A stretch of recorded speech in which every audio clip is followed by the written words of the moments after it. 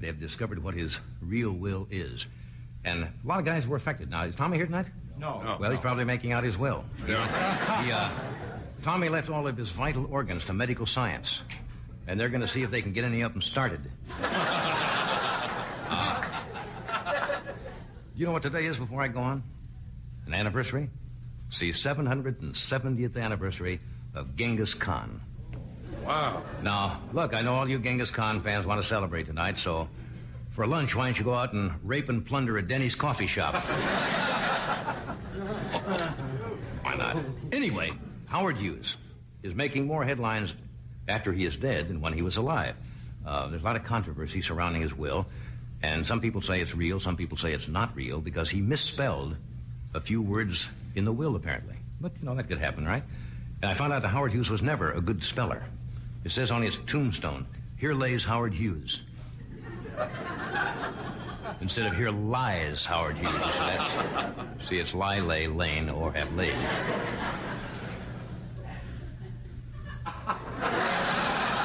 And I'm going to join him shortly, I have a feeling. Do you get the feeling that maybe Hughes isn't dead after all? He just buried a tall wino so he could have some peace and quiet? They say that Hughes believed in reincarnation, and he said he wanted to come back as a Maytag repairman so nobody would ever bother him. That's what he said in his will. Did you read one of the beneficiaries of the will? It was a gentleman who runs a service station, and Hughes left him, according to the will, $156 million. Yes, he was a service station attendant. He befriended Hughes or something, or loaned him a quarter. Yeah. And he left him 1/16 of his estate, which amounts to 156 to a guy who runs a gas station. Actually, it wasn't 150. It was $156 million and 9/10. He left to this guy who runs the gasoline station.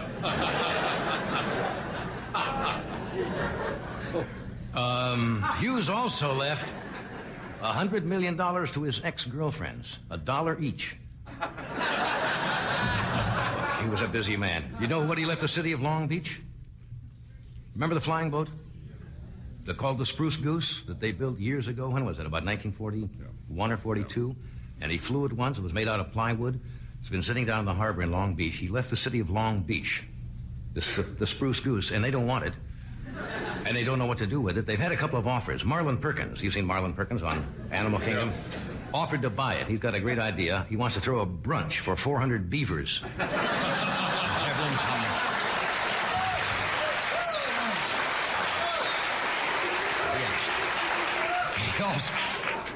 He also had some strange bequests in his will you may not be familiar with.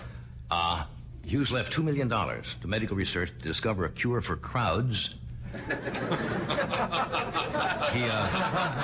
He willed $3 million to the first Eskimo who can prove he is shy.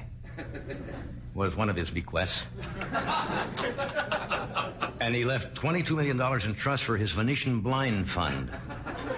As I say, he was weird, and Howard wasn't too funny either, but those are some of the bequests. Well, we have an exciting show for you tonight. We really do. You'll never know how exciting this show is. Later on, Hubert Humphrey will be our guest. He will be out here to sing "Your Lips Say No, No, But There's Yes, Yes in Your Eyes." No, we have a gentleman I've been trying to get on this show, whom I'm a great admirer of, who I think is one of the most entertaining people in the world, has never been with us, is joining us tonight, Paul Lynde. Hey, everybody. Have him on. What? What'd you say? I said wonderful.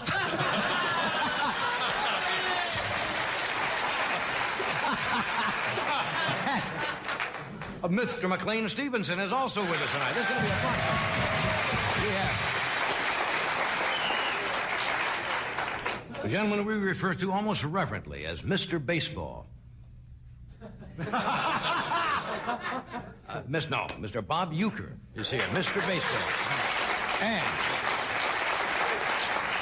we have our matinee lady, Miss Carol Wayne, who's going to join the mighty Carson.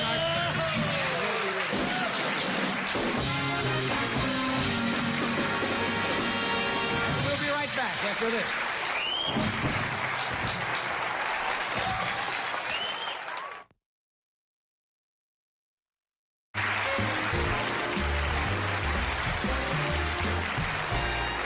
Welcome back. Good group. It should be Yeah. fun. No, that's true. I think the people thought I was, if you haven't read the paper, making that up about Hughes leaving according to the No. one will they found. There are going to be people picking up hitchhikers all over the country now. Yeah. Remember when they say do not pick up a hitchhiker? And this is what this fellow did in 1968. Mel Dullard or Dumar? Dumar. Was in Utah, but at that time he was in Nevada. He was driving along. He saw this, according to Mr. Dumar. Or what was that, Dumar? I think it's Dumar, yes. This fellow standing there, he said he was thin, tall, about 6'2", had a little gash on his cheek or something, and he wanted to lift into Las Vegas. was This fellow- bleeding. He was bleeding or something, and he was going to Here. take him to the hospital, and the guy said he's Howard Hughes, and this fellow says, you know, you got to be kidding, because the guy borrowed a quarter from Mr. Dumar. And To make a phone and he call. dropped him back at the Sands Hotel, and according to the will they uncovered, he left him 1/16 of his estate. A good Samaritan. And 1/16 comes to, according to the papers, 125 million. 56,250,000. You read carefully, don't you? $156 million. Yeah, 250,000. And it turned out this fellow was a Mormon, which is another unique part of that, too, because he was so interested in the Mormon church. Well, they're trying to determine whether the will is legitimate. Wouldn't that little bit of information itself make it look fairly legitimate? Who would else know about that incident? Right. Besides this gentleman and Howard Hughes. I mean, somebody couldn't make that up No. and put it in a will. No. That was written in 1968, could they? No. You didn't get anything, did you? Not a word, no. I Nothing. haven't heard a thing. Anyway, tonight. I'm hoping that, that you'll remember me. Look, kid, when I go, you go. That's the deal? That's right. Didn't you? Is that, Did you ever read the NBC contract? When I signed that Carson contract? goes, you go. Even if you're in perfect health, they execute That's it, you right. and they put you. You All right. realize tonight is a kind of an anniversary for us as well? This is the end of 4 years on the West Coast. That is right. We've been out here in California for 4 years. Yeah.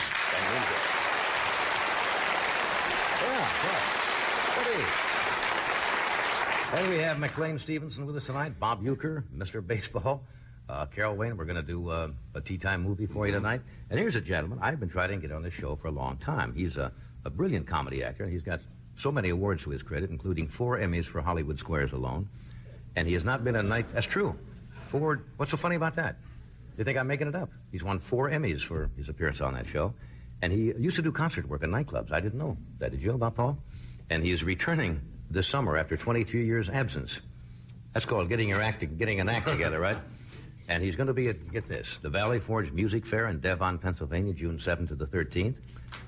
The Painters Mill Music Fair, Owings Hill, Maryland, June 15th to the 20th.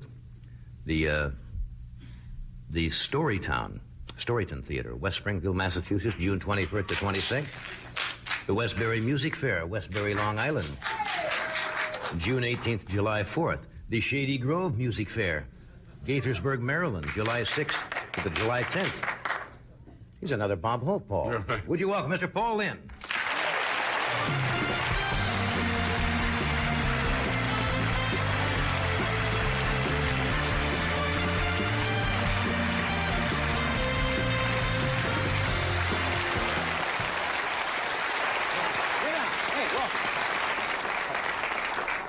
No, you're so hard to shop for, John. No, you've got everything. But I know you love pencils.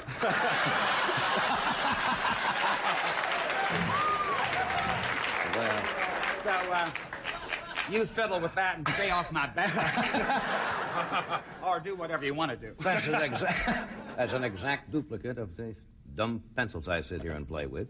Somebody sent me from an advertising. Yeah, this exact duplicate, the Bonert Advertising Company. That's nice. Most people don't bring me gifts.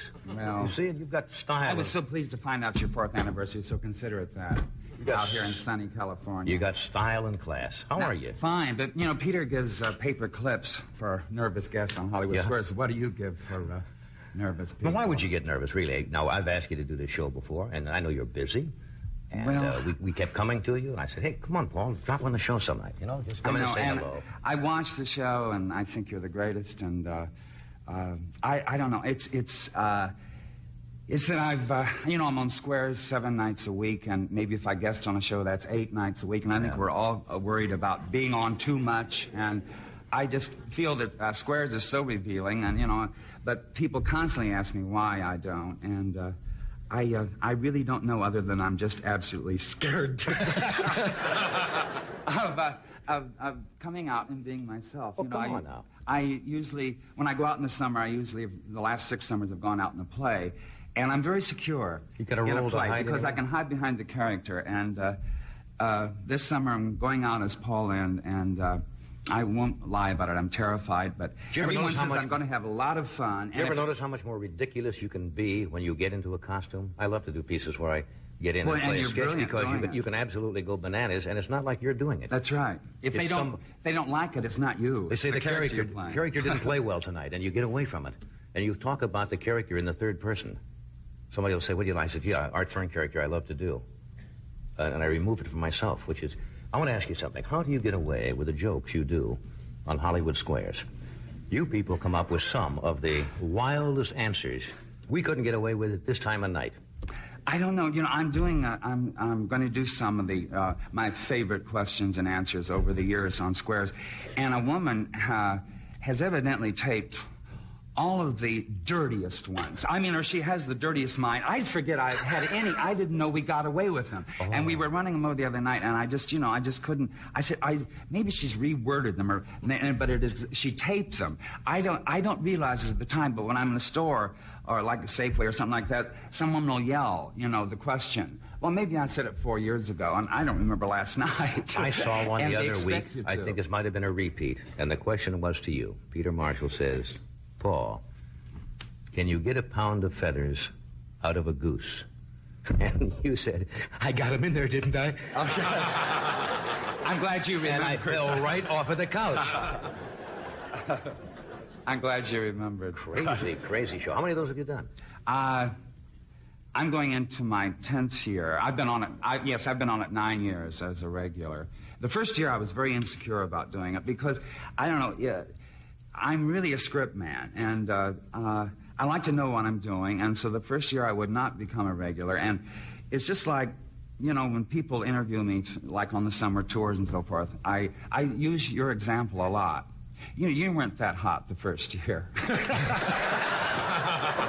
No, I But was warming up to it. I say it's experience, and I say, look at Johnny Carson. I said, watch how each year he just seems to get more fantastic. And I said, it's a word that, especially I tell young people that, never put it down. It's called experience, and it there's shows. no equating for it.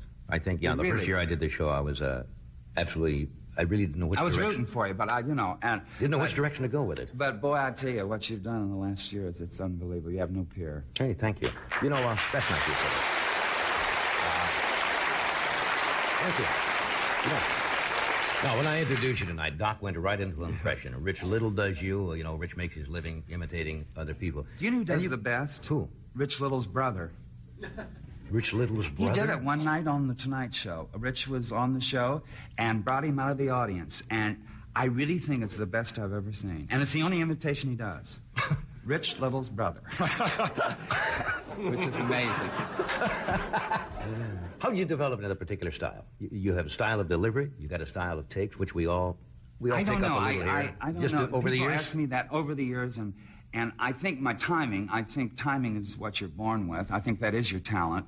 I think it makes you distinctive. No one's like you, and that's God-given to you. And I prefer not to know what it is. People say, do you believe in analysis and things like that? I do for many people, but I don't for performers. I think it should be a mystery. It's like trying I to don't think you analyze- should know yourself that well. It's like trying to analyze comedy. There's nothing duller than to sit around with people it's and say, let's impossible. discuss why people laugh.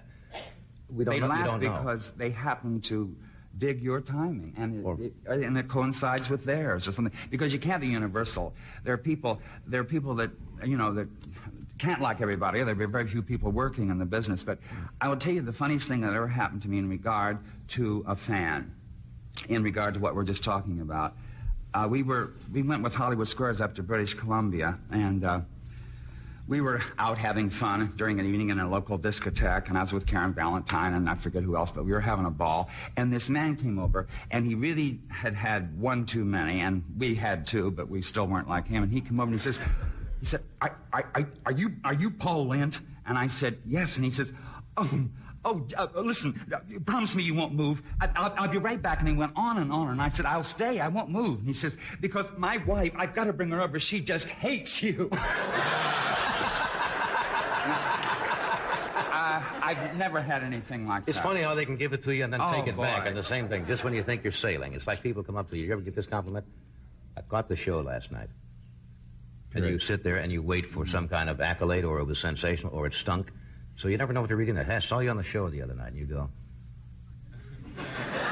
They walk away. It's like people looking back in your dressing room. You want liars. You don't want frank, honest people. You want people to They don't want to say, when they start out with, I think I know you well enough, and I just say, get out! Yes, I want you to lie. I'm a friend of yours, aren't I? You say, go away. Go away. I got to take a break. We're coming right back. Stay where you are.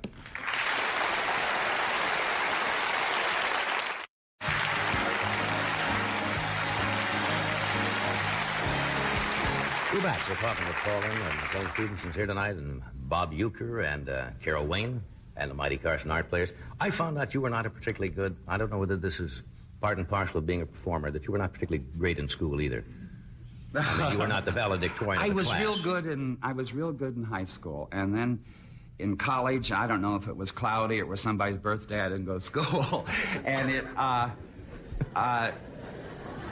Cloudy days are bad I became very social, and I entertained a lot, and I would play that against the faculty and so forth, because I do alumni things and so forth like that for the school.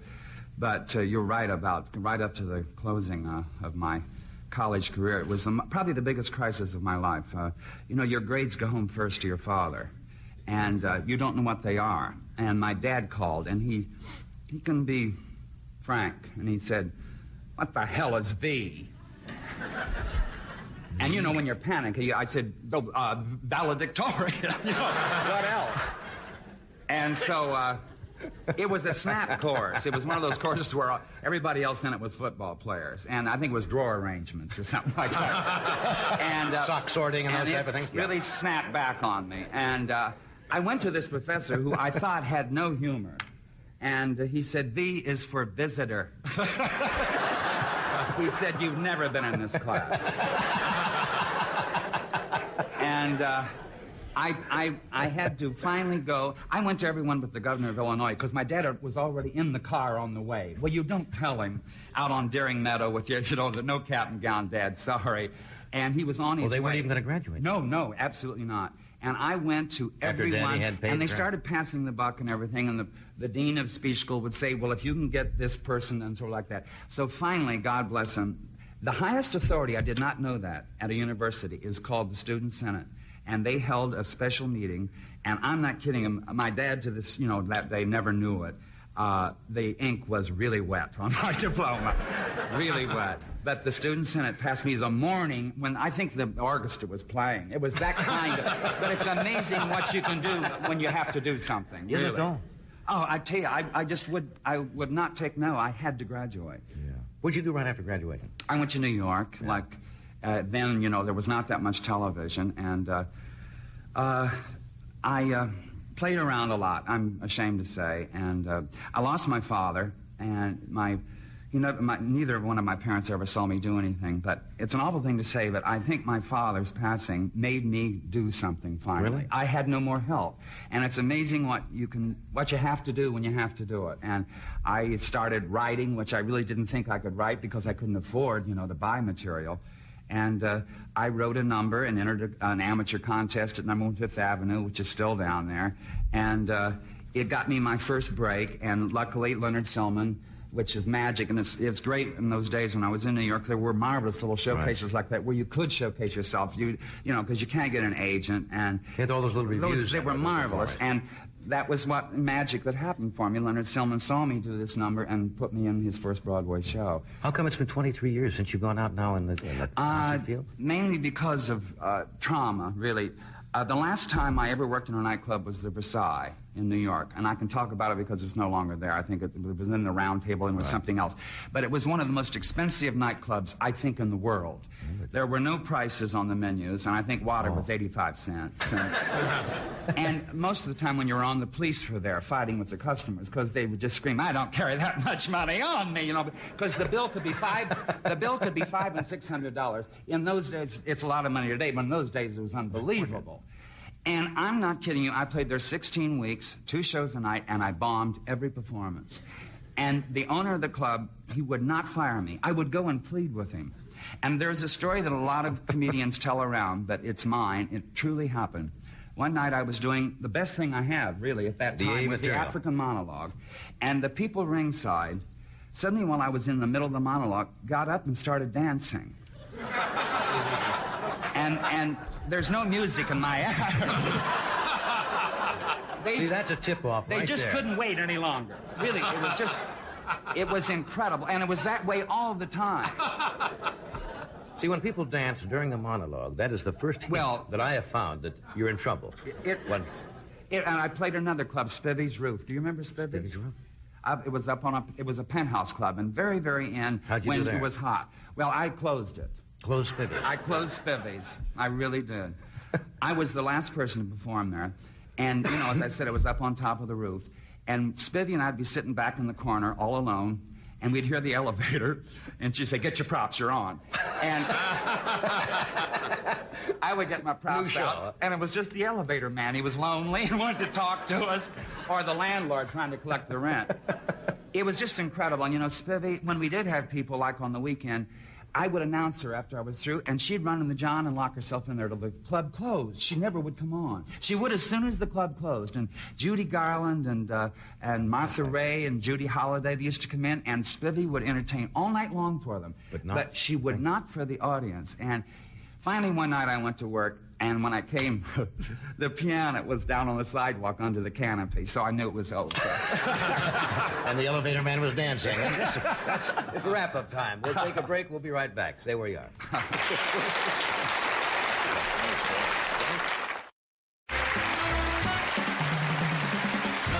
Thank you, Doctor. It's time once again, friends, for our visit to one of the mainstays of daytime television, the late afternoon movie host, who brings you old pictures and sells everything and anything in sight. So please welcome that exciting guy, your host for today's Tea Time movie, your friend and his lovable Art Fern.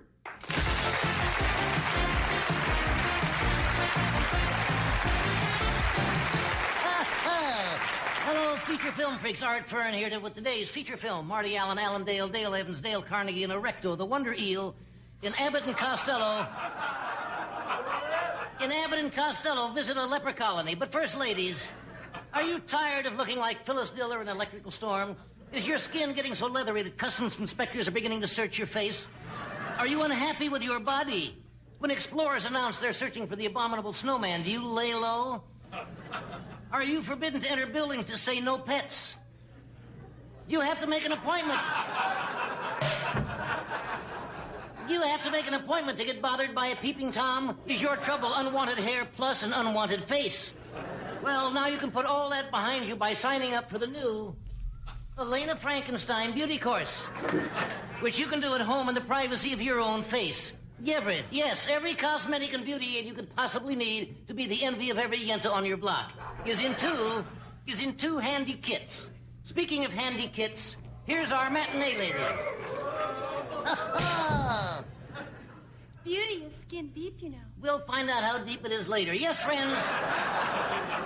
With the Elena Frankenstein home beauty course, you'll no longer your face will look like it's been slept in. Never again will your husband take you on a plane trip in a carrying case. In just 2 weeks, you can lose 20 pounds and $200. For $25, we'll give you a complete facelift, and for only $10, we'll lower your body. We have all the latest equipment and treatments to make your body beautiful. Send for the Elena Frankenstein home beauty kit, and we'll make a new woman out of you, even if you're a man.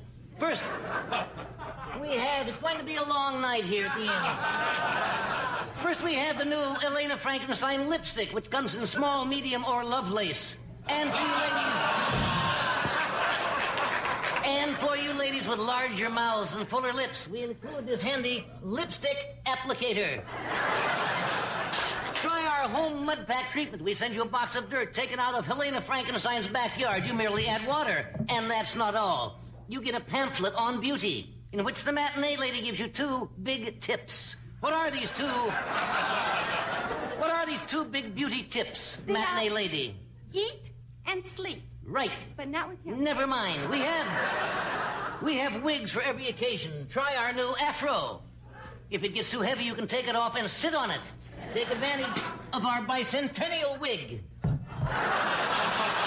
Friends, try our latest in herbal essence shampoo, Tropic Poo, made of coconut and banana oils. There is a side effect to watch out for. A monkey may suck on your head. And this is one of our pride and joys. Lemon and lime dew. Over 50 real lemons and limes are jammed into each bottle. Use this, and at a party you can squeeze your head into your drink. And for you ladies who are flat-chested, we will improve your bust through the use of silicone, but not painful injections or implants. We give you loose fistfuls of silicone to stuff into your bra. That's better living through chemistry. It certainly is. Friends, our scientists have come up with a new bust-developing lotion that'll give you new, lovelier proportions. Before I used it, I had no bust line to speak of. Now there isn't enough time to speak of it. My boyfriend thought they were just little bee stings. This lotion has done wonders for me. You said a handful, and here, friends, is what this lotion looks like. It's easy to apply. You just take it out of your jugs and put it on our jugs.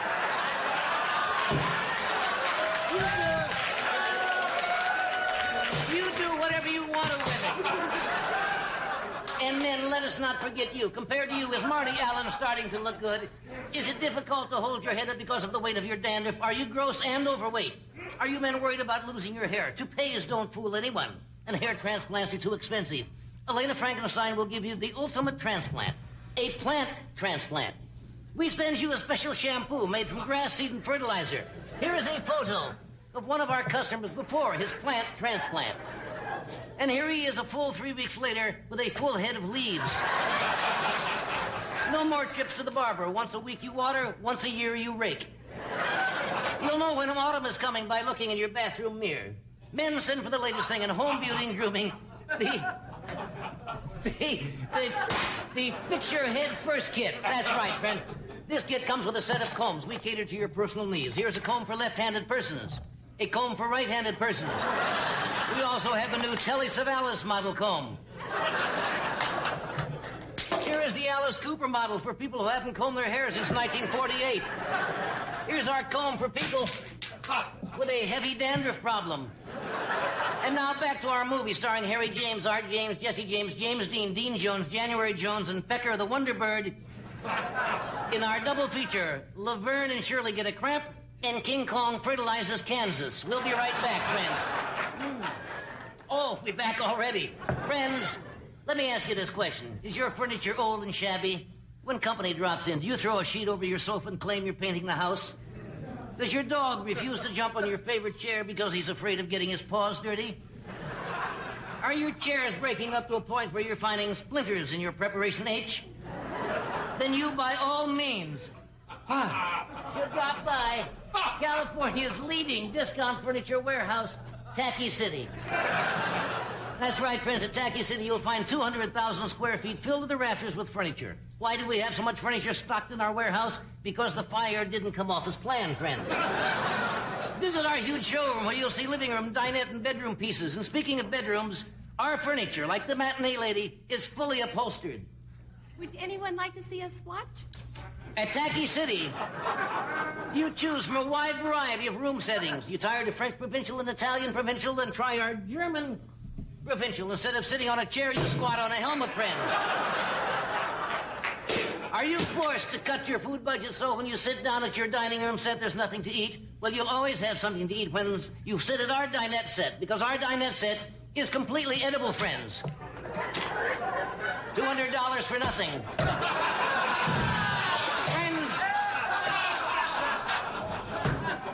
Friends, how about a coffee beanbag chair?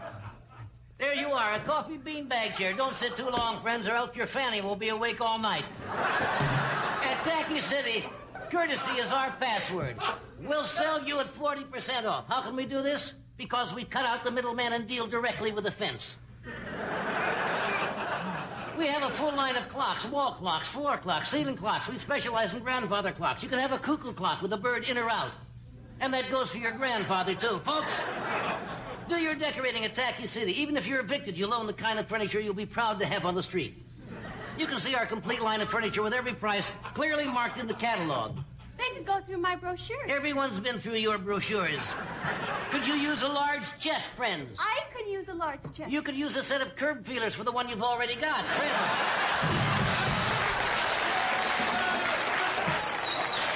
We have beds. I'm growing old before my eyes here. We have beds in all sizes, regular, twin, double, and queen. We have a queen size that folds into the wall, called our closet queen. Friends, you'll like that. Here's an example from our brochure. This beautiful item, where is it? This beautiful item was made in Taiwan. Incidentally, so was the bed.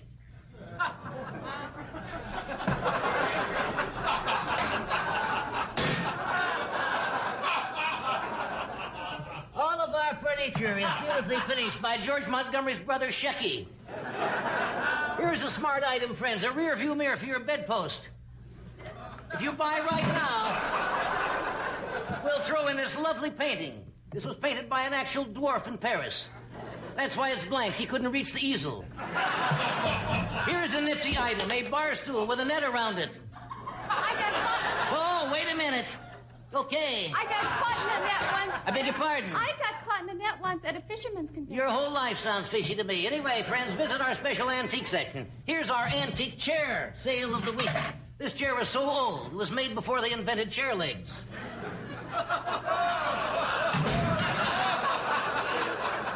Oh, boy. The Versailles room, you ought to be here. Here, friends, is a lovely Daniel Boone ottoman. If you act right now, I'm so tired. We will give you friends.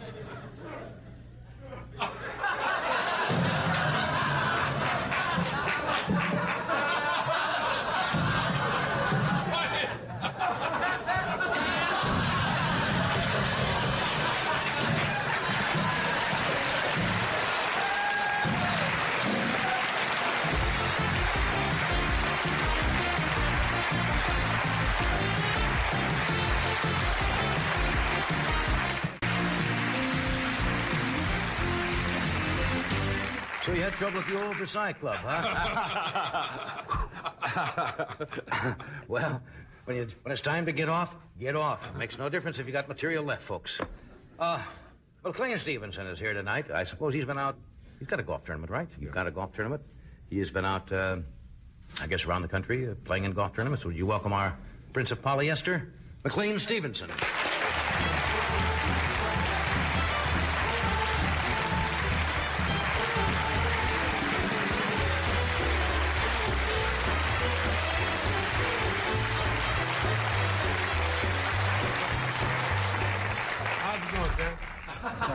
God, I wish I had 3 shells and a pea.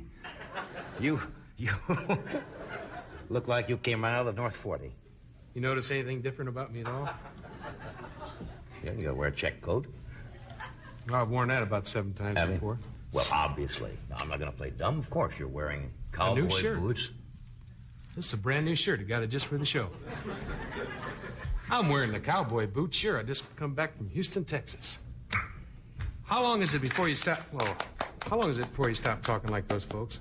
Boy, it's easy to... I'll tell you, 5 minutes after I got off the plane. Good little boy, you doing all that? Yeah. Doug Saunders met me. Says, how's your mom and them? And for the next 2 days, I didn't draw a sober breath or talk regular. Unbelievable. All Texas lingo? Oh, yeah. Had it. I was walking down. They're just the most wonderful people. They come up to you and they say, McLean, we're just so glad you're here. This is my wife, Margie Dell. We're from Fentworth. That's 57 miles northwest of Houston. We've been living down here 45 years. My dad was in the railroad business, and my mom's got oil wells. We got a lot of cattle and a nice 23-year-old daughter. We're sure glad you're here. And then they leave. You know? You always give a history. Yeah, and you don't even get a chance to say hello. I loved it. I just loved it down there. Rained a little bit. Rains just about every day in Houston, just a tad. They had 3 inches in 12 minutes down there. Did they... Doug Sanders said one of the funniest things I've ever heard. He's a in my funny life. guy. He is. He's the guy that told you, I think, golf is a good way to screw up a nice walk. That's right. He said it's 40,000 people lined up at $7 a shot to come in and watch the celebrities, quote unquote, and the pros play. And it starts to rain, and Doug just stand there looking at it, and he looks over at me and he says, "You know, Maclean, if I bought a pumpkin farm, they'd outlaw Halloween." I love them. You enjoy playing on those things? Oh, I love it. I tried it once, and I gave up golf like Paul did, because I don't know if you ever played or not. No. I used to play, but I could not stand that standing in front of the galleries with somebody like Julius Burroughs or Sam Snead and have to hit a ball. Well, I gave little up. ladies would drop along, with a ball in bed just right about here. See, the strange thing about this is when the pros tee off, everybody crowds right up to the fairway, which may be 20 yards wide. Now the amateur comes up, and they still stand there, like you're going to drill the ball like a rifle. And, of course, you don't. Some little lady drops like hard as a carp right in the tracks. You catch her in the bridge in the nose. I take my insurance agent with me, put him right there on the right side. I hit 4 people on the first tee, and they're so nice. And we don't care. Do it again. We just love you. It's true, though. It's terrible. They'll run up just in your backswing and ask you for an autograph. You know? Are you any good when you play golf? I don't know. I think you talk about it on the show. I tell you the truth. I was hoping you'd good? ask. Today, I got to tell you something. Today, I woke up, which is not terribly important, I know that, but and got in my little car. It's a good way to start a day, though. It certainly is. And smashed my thumb in the car door. Now, it's like 6:30 in the morning. There's no point in taking a close-up of this, but just trust me, folks. Yes, it's a little blue. And a little blue, yeah, and puffy. And I had to get the car door open because I didn't want to yell, and wake everybody in the neighborhood up, so I got in the car and let it go. Got out to the golf course, actually could not move my right hand, and shot a 74. Well, that's very good score. Oh, I'll tell you that's good. So if tomorrow morning you're going to get out and... I'm going to have to hit my thumb every morning before I go out to do it. That's how much I love the game. Well, then you're a good golfer, obviously. I love playing with the ladies. I've played in a lot of their tournaments. It's more fun for me. It's very difficult to play with the guys because they do much better than the average guy. The ladies, you can get emotionally involved with them. You know what I mean? That's right. You're single, man. Well, sure. But I mean, even if I weren't, I don't think it'd be much fun to mess around with Arnold Palmer or Lee Trevino. I mean, cute and all, but sit around and eat Mexican food and drink Dr. Pepper all night. That doesn't sound like much fun to me. But, heck, you can go out there with Laura Baugh or Jan Stevenson, any one of those ladies, and go out and have a cheeseburger and a Coke after. My biggest problem down there in Houston is I don't drink too good. I practice my golf like the devil. Boy, I went out and hit balls for 2 weeks to get ready for that, but I didn't practice my drinking. And, whew, they really put her away down there. First thing in the morning, they gave us a little tea prize. I was kind of disappointed. We got the boots. You know Larry Mayhem, the rodeo star? Yeah. He plays in cowboy boots with spikes on them. He gave me these. And I stole a hat off a guy named Jerry Maclean, country western singer. Yeah. He just passed out on the floor and I picked it up off his head and wore it home on the plane. They go pretty good, don't they? Yeah. Oh, he's a Rodeo good singer, crowd. too. But I don't drink well. And the first thing they do is they come in, they give you a little get acquainted box. And it's 3 bottles of booze in a velour bag. And I generally bring those back. I play in a lot of these just to get the tea prizes. I see. You get the shirts and the sweaters, you can do a week of Hollywood Squares if you do 5 of these tournaments. And but this, they give you the dumb boots and a bottle of booze. And this guy comes down and says, "Boy, we're sure glad you're here, Maclean. We just love you on MASH. We haven't been on it in 2 years." And stuff like, "We'll see you every night." Yeah. Well, you going to have breakfast? No, this is at 7. And I said, "Yeah." He said, "Good, let's have a little start right here." And went and we killed that first bottle right in the room before I brushed my teeth and got my jammies off. Oh, yeah. They just, And the humidity is so, you perspire a lot. Yeah. And I think I've told you this before, for a kid that wasn't allowed to sweat till he was 23, I could actually drink the stuff that was running off my nose and get by. It's like vodka and That's lime. a fresh crowd. Oh, but I love them. They're just great people. I love that town. Yeah. How you doing down there, y'all? I love you. Is that your favorite place to go? The ball? Thank you. Well, I like Bakersfield now, too. Bakersfield? I met a guy, give you some idea what my flight back was like. I'm hungover. Took me 20 minutes to get the left boot on. The right one goes on fine, but I got a high arch. Oh, hell, you don't care. Anyway, I got a high arch. Now, I got to show you. This is the truth. I got a sweat sock on this leg, and I had to go get a guy to get me a blue one so I could get this one on. I can't get it on. Because you have a higher arch in your left foot than you do on your right? Yeah, and it's a little snug. Anyway, I was showing off on the plane, had my hat on, wanted everybody to think I was a cowboy. And I sat next to a guy, and I'll tell you how interesting he was. He couldn't decide whether his favorite town was Bakersfield or Moline. I want to play golf in Moline with you, too. Must have been exciting. With y'all.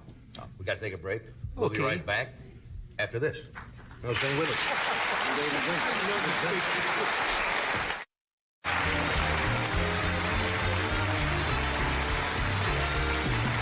Hey, how you doing?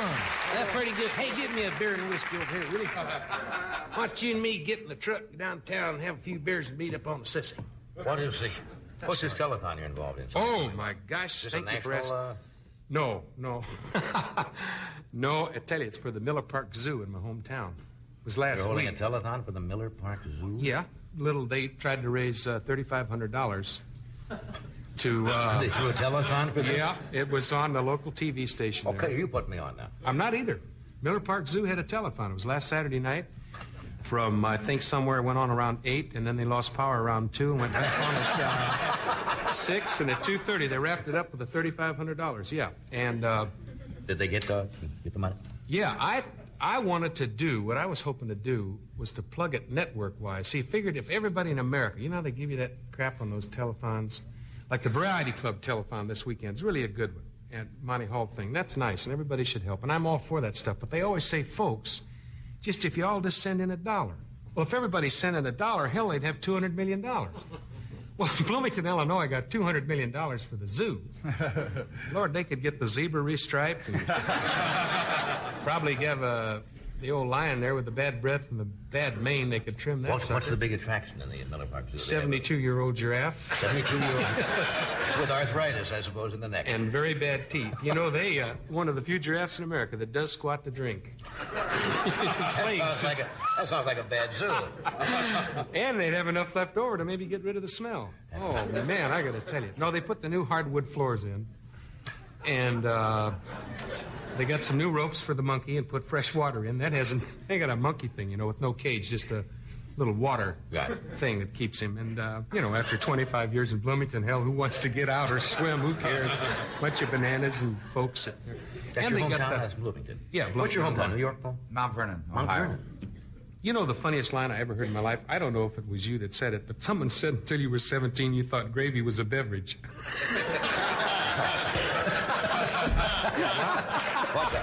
That's a funny line. No, in our home we used to have gravy festivals.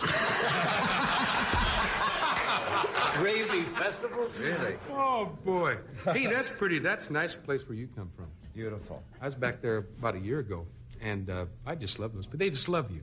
Well, I'll tell you, though, I agree with you about Houston, and I'm ending my tour in Houston. It's going to be a nice farewell to 12 weeks. I've never been around more gracious people than the Houston people. I love them. They meet you on the street and say, having a good time, Paul, and you sort of go, and they say, well, come on. They drop anything they're doing and take you with them and make sure you have a good time. And when this one guy I met, he said, now, you be there. It was my birthday, and he said, you be there at 4:30. We've got something little planned for you. And I said, well, I don't know. And he says, wait a minute. And he just took off his watch and said, here, now you be there at 4:30. And it was the most gorgeous watch. They cannot give you enough. Gave me the watch and said, now that'll make you remember, be there at 4:30. They just, it's incredible. And it's there, you just feel a super niceness. They just want you to have a great time. It's the regular folk, too. I mean, there's a lot of money down there, boy. A lot of money, and there's a lot of Houston's very young, and the building that's going on. And there's more entertainment in that town in one night than we could only play like a split week because the theater was that booked there. You're playing at Jones Hall? Is that where you're playing, you know? Is that in Houston? I hope I didn't make a mistake. Yeah. There are so many halls there, it's hard to keep track of where you are appearing because in one night, 9 and 10 rock concerts plus plays, it's really unbelievable. The town is a very cultural town. We were at a place called Wood. Oh, boy, that's great. I can't think of the name. But it's out in the woods. I felt like I was in camp. We were 55 miles away from downtown Houston. But that's nothing down there. Hell, they'll get in the car and say, you want to go get a beer? Sure. And they drive 700 miles to El Paso. Where are you taking me, man? Going through customs. Going to a different time zone to get a beer. But keep your shoes on because they'll mildew overnight. Mildew overnight, and can't wear suppos, man. The humidity drops them right down to your ankles. And Galveston. I made a side trip to Galveston. That is the wettest place I've ever been. You'll wake up with moss on the north side of your leg. It's murder there. Oh, Missy, some Johnson's Wax makers of fine products to help care for your home.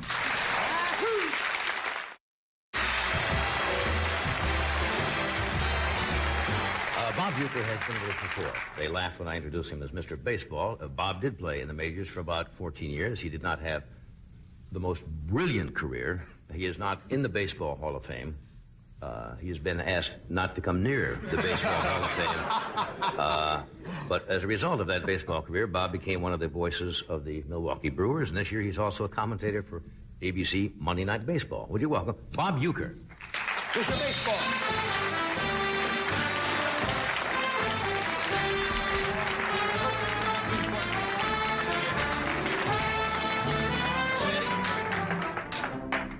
Bob, before we talk about the baseball season, I've noticed this seems to be a trend or something that's happened. All guys who do sportscasting on television wear strange sports jackets. I mean, they seem to be, Hale Bruner wears things that are ungodly. All of the sportscasters wear.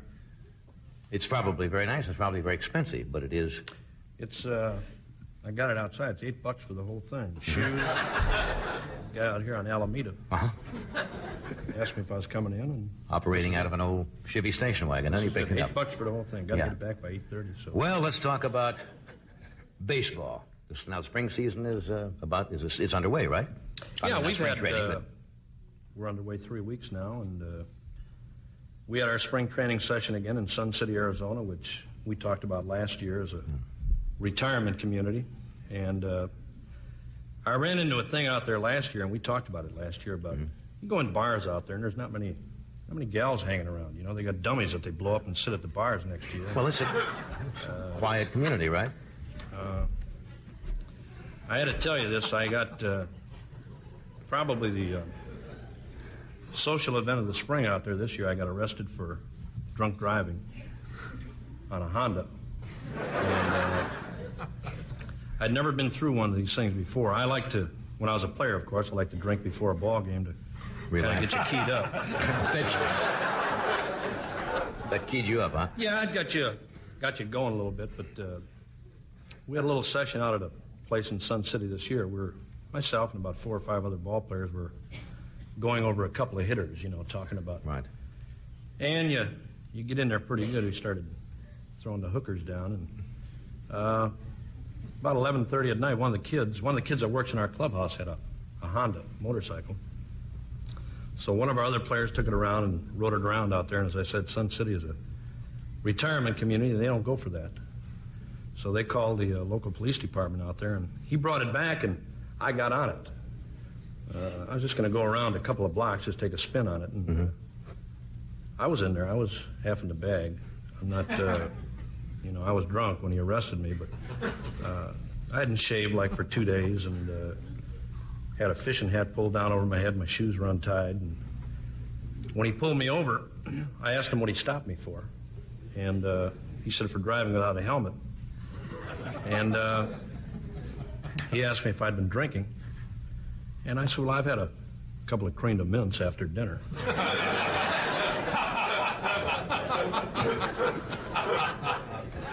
He said, I'm going to give you the breath test. I want you to breathe in my face. So he stuck his face right up here, and I give him a little. And he said, I want the full boat, So I give him the full one, and he told me that he thought that I'd had a few more. And I don't know if you've ever been through a drunk test. It's the most degrading thing. It's the first time I've ever been through one. But to be put out, I was in a little parking lot, and of course all the old people were standing around. They're getting their kicks.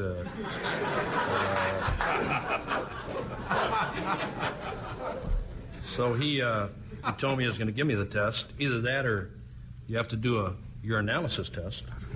And I don't want to do that in the parking lot with all my stuff. All the older people there. People looking around. Right, that's embarrassing, to say the least.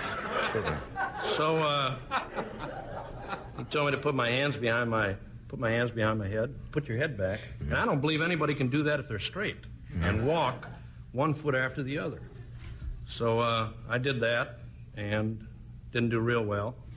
And told me to put my arms out and touch my nose, which I figured was a cinch. Put one here and one down here. And then the coin test. You know, they drop the coins. They throw some coins on the ground. And this is the one that I was kind of geared up for. And I got all the coins. When I'm down at the last one, there's a beer cap, but it's embedded in the asphalt. And I'm trying to get it out. Trying to get that one out.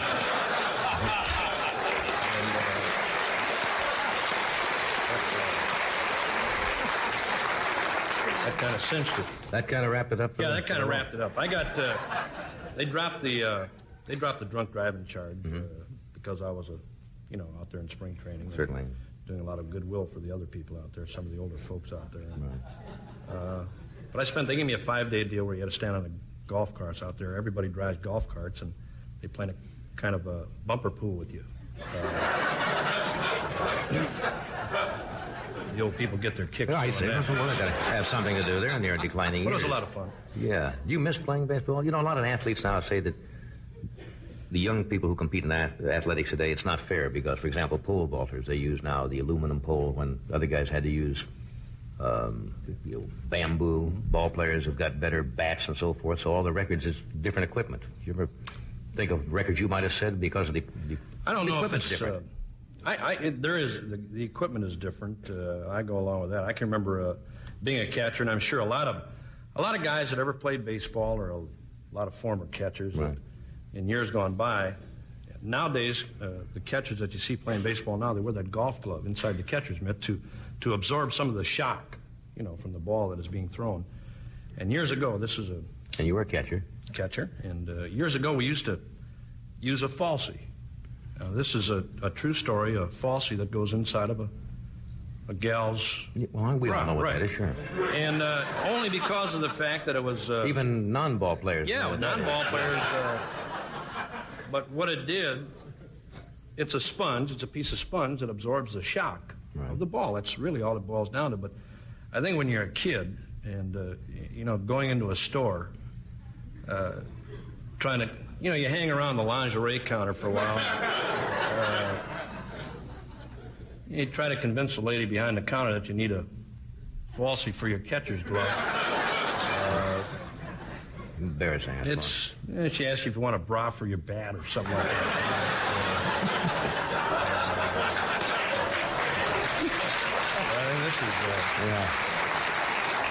That's why years ago I think you saw...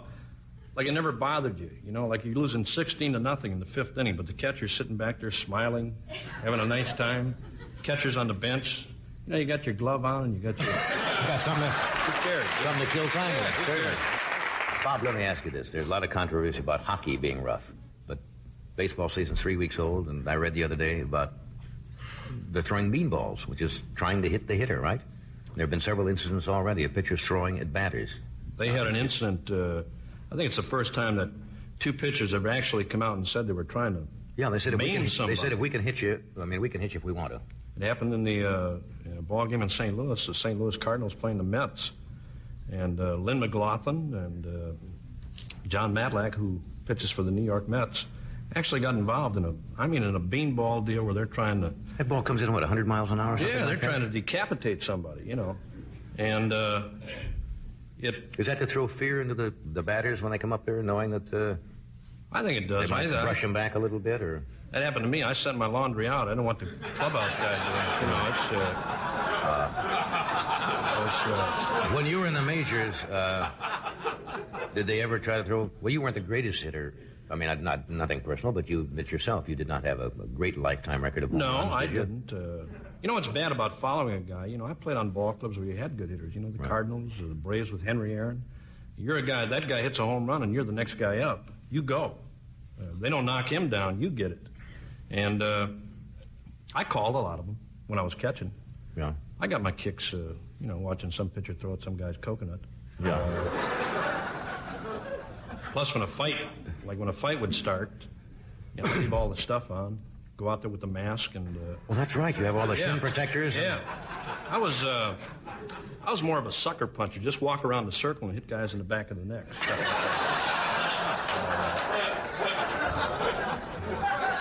It happened. But you kept the gear on between. I kept the gear on. That was my strong suit. We had a deal in Philadelphia one day. We got in one of those kind of deals, and it didn't work.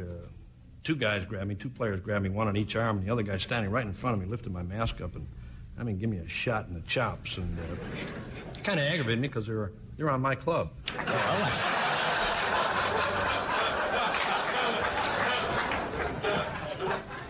What was your batting average again? I had a lifetime batting average of 200, which some people would laugh at. But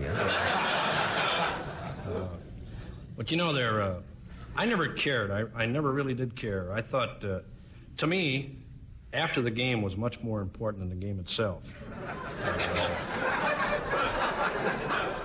I've had some of my best nights after the game. When you go out and pound it, I think any player with ability can play. I think for a guy to go out every night and really punish himself.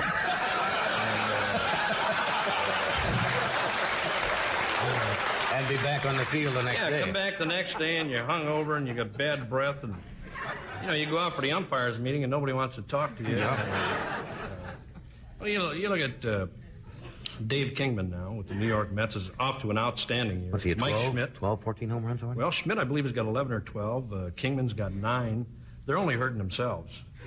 I tried to stay around, maybe 1, 2 home runs a year, maybe 3 or 4 runs batted in.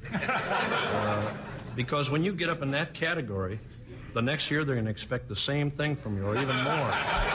And so you played it cool. You play it cool. I remember to go home after I think I wanted 3 for 4 one time, and I went home and I had a base hit in April, 1 in May, 1 in June. You go home and talk to your old man. My old man loved baseball. He loved sports, and when I'd have those problems, he's the only guy I could really go to, I guess. Paul was talking about his dad before.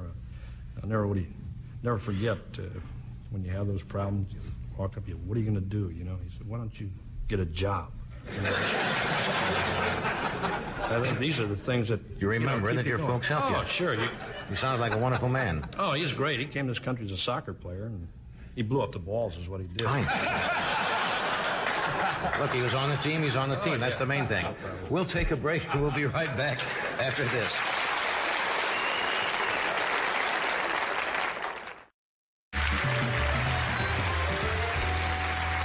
Carol Wayne has been our matinee lady regularly on our Tea Time movie and also a regular on the NBC game show Celebrity Sweepstakes. Would you welcome Miss Carol Wayne?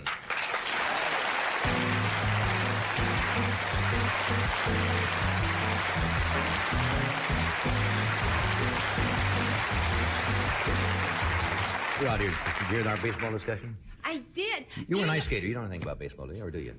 I shouldn't say No. that. Why shouldn't you know something about baseball? I know more than I knew. Because on Celebrity Sweepstakes, they asked me, what is a suicide squeeze? And I said it's in arm wrestling. But it's not. It's in baseball. What is it? What is a suicide? What is a Peter Marshall's boy plays with the Chicago Cubs. That's right. That's right. He does. That's right. Did I he don't come know. in- I don't know what a suicide squeeze is. Did he squeeze? The squeeze played at I second saw base. him after a game a couple nights. He wasn't good.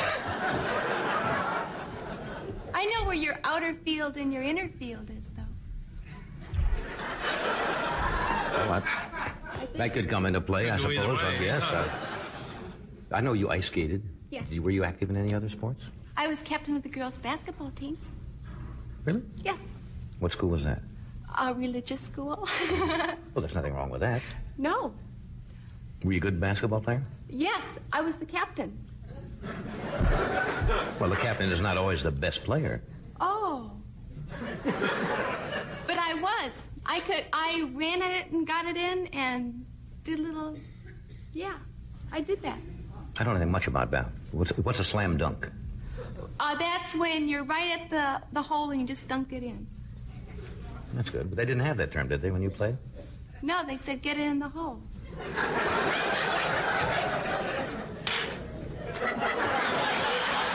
$29, $30, $31, $32, $33. Not I, said the little red hen. I'm not gonna jump on that, and I suggest none of you do either.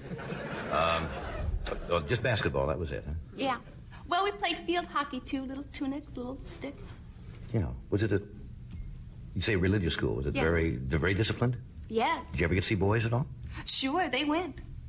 Oh, I see. It was a co-ed. Yeah. Oh, I didn't know that. They played the violin a lot, though.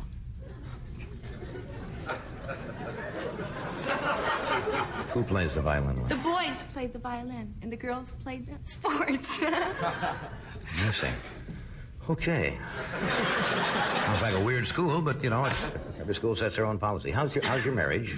You My talked about marriage that. is sensational. Except you hurt yourself skiing, you mentioned last time you were on the show, on your honeymoon. No, I didn't. I was sensational skiing. That's my other good thing that I do. I get down that mountain. I just can't wait. But you know what happened? I came home, and he said, go get something downstairs, and I fell all the way down the stairs and broke my coccyx. Well, that can ruin a honeymoon. It ruined it. They can't put it in a cast. They can't put it in a sling. You have to lay down for 3 weeks. Still. 34, 35, 36, 37. That's very painful also. Very painful. Extreme. It's terrible when you bend your frame. A bent frame is... It's so awful not to be able to get comfortable. You're right. Yeah. Well... And I discovered being sick, too, that my body is my temple. And now I exercise diligently. Do you really? I love it. Oh, that's good. What do you do? Well, I do leg pulls and arm pulls and sit-ups. And I go to yoga class at Carol Burnett's house. We Do you? laugh. Yeah.